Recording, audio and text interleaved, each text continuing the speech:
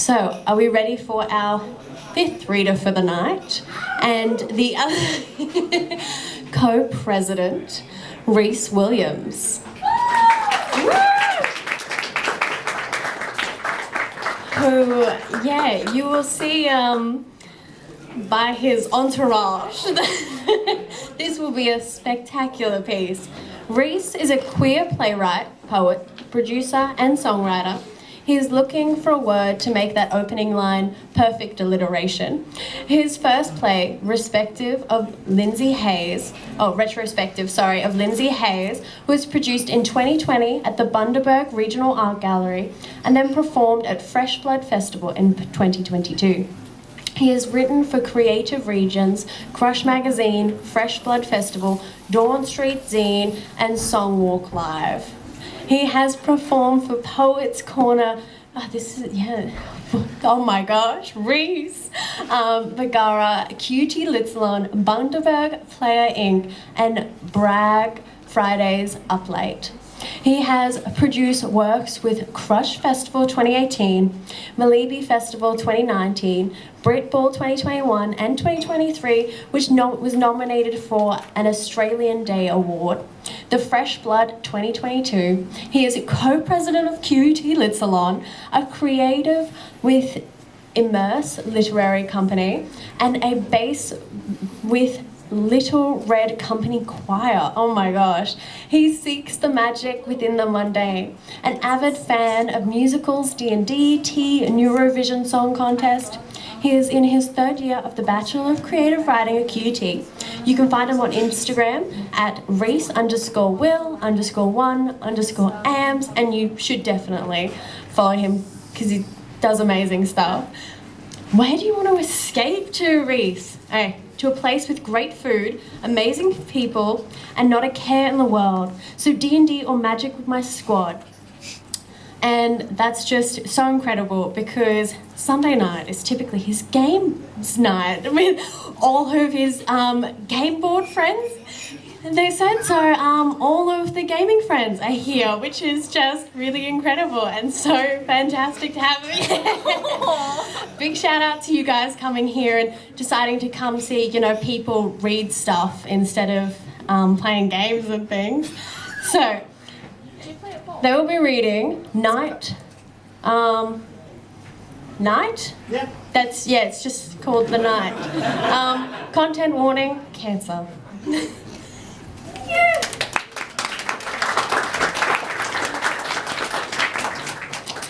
Hi, thank you so much for coming. It's my board game and D&D group. We do Sunday games and they're here to support me, which is lovely. The play is called, this is a play I've been working on for a while. It's called The Night, and it's KNIGHT, as in sword night. And this will be, we're reading the script of the end of Act 1. Henry the Knight has gone off an amazing journey because his mum is being attacked by a dragon, and so he's gone through hills and through caves and all these other places to find the Fairy Queen to reveal the dragon. And so he goes meet the Fairy Queen, and then the Fairy Queen has brought him home, and that's where we'll start here. Oh, awesome! We have Holly? Look at you remembering. Holly. We've got the wonderful Holly playing Rachel, and we've got the wonderful Bill playing Brian. And I will be Henry. Wonderful. Lights up in the living room at night. Rachel is in the room stressing. Knock at the door. Rachel runs to the door. Her son Henry, aged 7, enters with a wooden sword in hand. Rachel is overjoyed at her returning son. She does not realize that Brian, a shimmering feathered drag queen, is escorting her son home. Brian stays near the door, starting dialogue overlapping. Henry, thank God you're home. You're not hurt?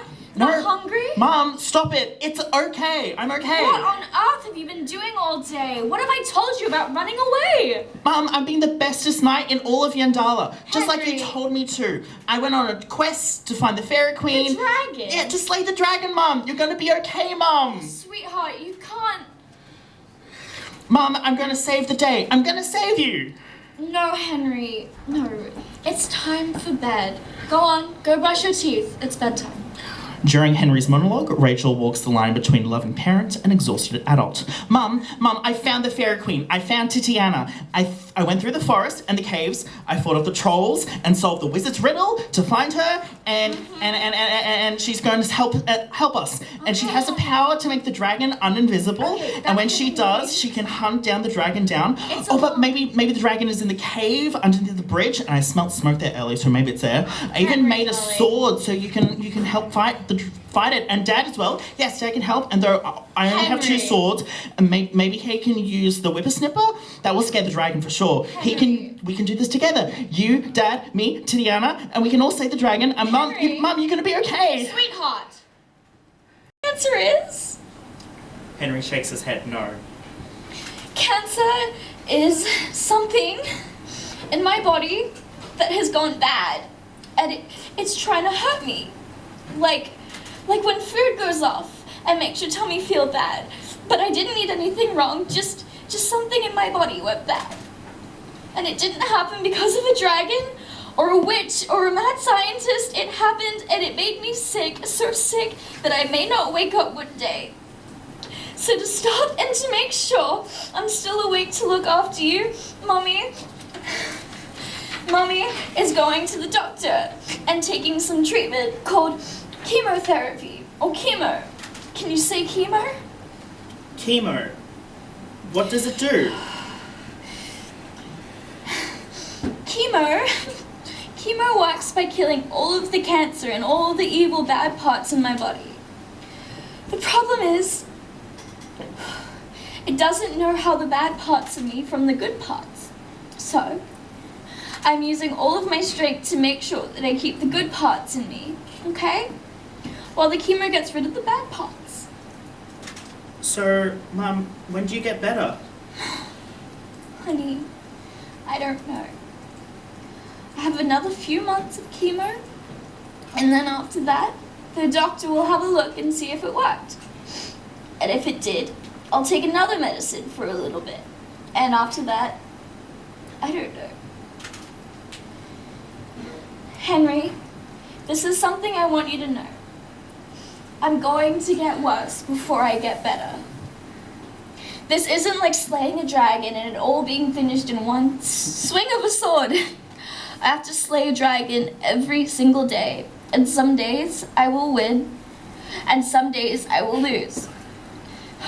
And hopefully, by the end I'll be okay, and Daddy and you can understand, and I can go on a big fun adventure again. Henry, honey, do you understand? Do you have any questions? Mum, is there anything I can do? You can help Daddy like you do.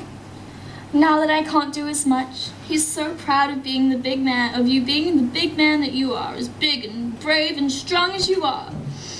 But sweetheart, you can't do anything against this. No one else can help me fight this except for me, darling. I need you to understand that I have to do this one on my own. Henry spends a moment contemplating emotions and ideas too big for him. Henry gets out of bed and grabs the sword he made. Henry gets back onto bed and stands there with his sword. He starts knighting Rachel, touching the wooden blade on each of her shoulders.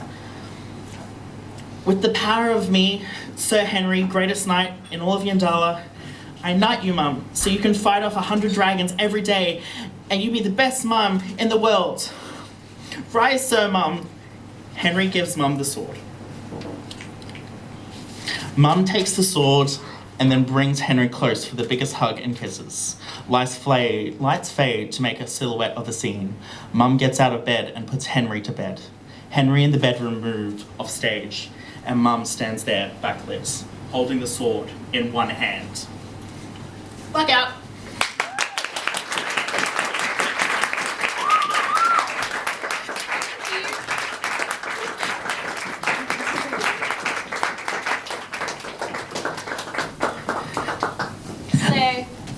Thank you so much, my wonderful actors.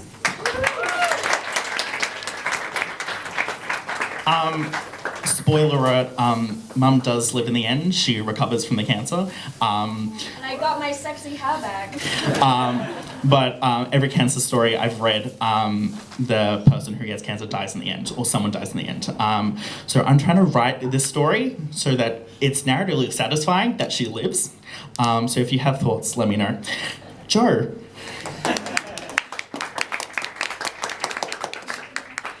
Okay guys, we're going to take a brief 10-minute break just so that everyone can recover from that,